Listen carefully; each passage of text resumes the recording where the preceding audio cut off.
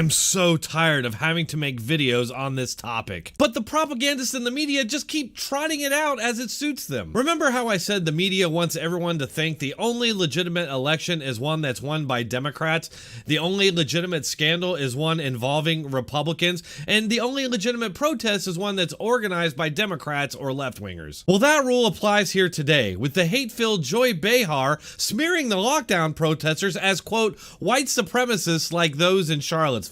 We'll get right back into this episode, but first, let me quickly tell you about this free special offer for my subscribers. What will your savings in retirement look like once we've declared victory over the virus? Many Americans use this little-known IRS qualified loophole that allows Americans to buy gold and silver with their retirement accounts. Call today and request a free investment kit below. Mention DronetekPolitics and get a free 1-ounce silver coin for qualified retirement account holders. Must be over 40 to qualify. Call 866-915-5053 and get your free investment guide today. Calling them great people.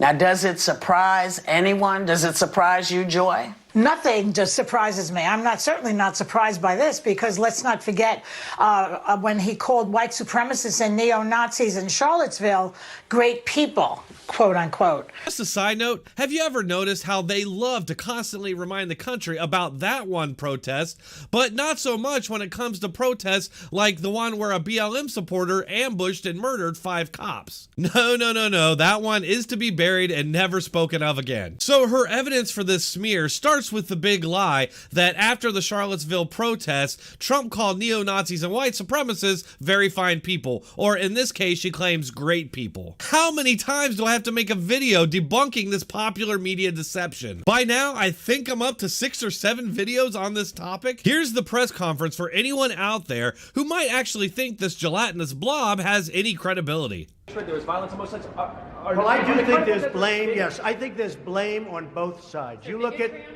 both sides. I think there's blame on both sides, and I have no doubt about it, and you don't have any doubt about it either. And if you reported it accurately, you would say.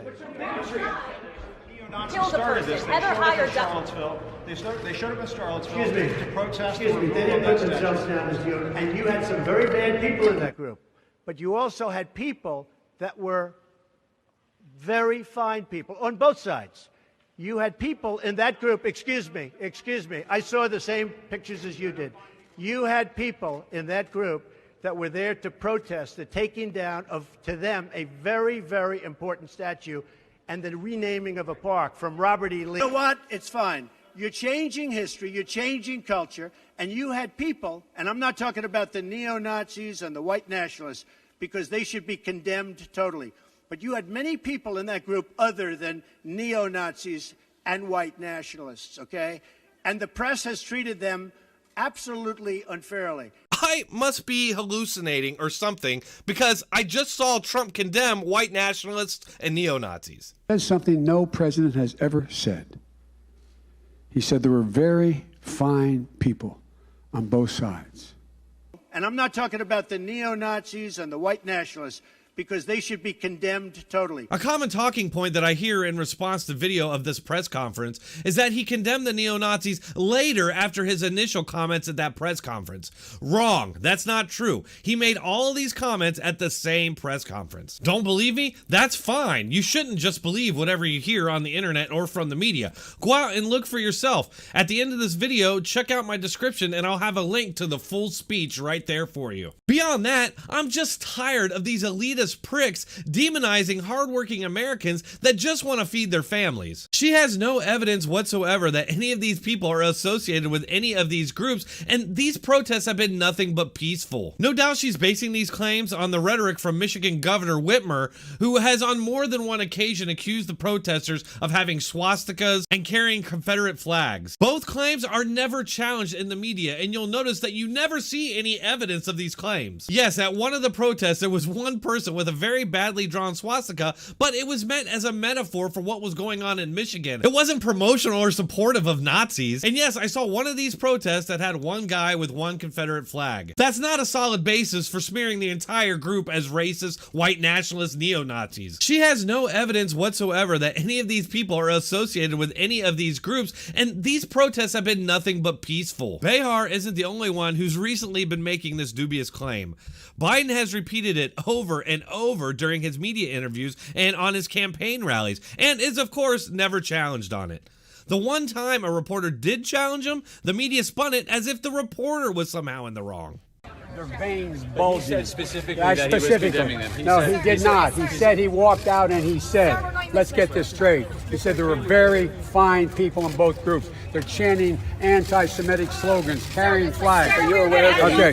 How embarrassing was that response? The reporter points out to him that he actually condemned neo-Nazis and white supremacists during that speech, to which Biden just dismisses him and goes on this ranting story about veins bulging and signs, and then just walks off. Yeah, there were some neo-Nazis, white supremacists, and Antifa communists there, but that wasn't everybody. There were just normal people there to protest the taking down of those statues. It's completely possible to oppose the taking down of those statues and not be a white supremacist. That this is anything new. He's always been a denigrator of the truth, calling the press the enemy of the people, which is right out of Putin's book, and Stalin and Hitler and all the dictators that he admires so much. I'm not sure he admired Hitler, but he certainly admires Putin. The press doesn't tell the truth. The press has been telling the same lie you just did for years now. She claims that Trump is a dictator who admires Stalin. If Trump was truly a dictator, would he not be using this virus outbreak to secure his power? Instead, we see Trump letting states keep their power, as Democrat Party governors are actually the ones acting like dictators in states like Michigan. I especially love her claim that Trump admires Stalin. Where's the evidence to support that? Trump is a capitalist. Why would he admire a communist dictator? Come to think of it, we do have some evidence of someone's admiration for communist dictators. He said Fidel was a bad guy. All he was saying was there's this one thing that they did. And American voters don't understand nuance. They hear communism and go crazy. There's no way around that.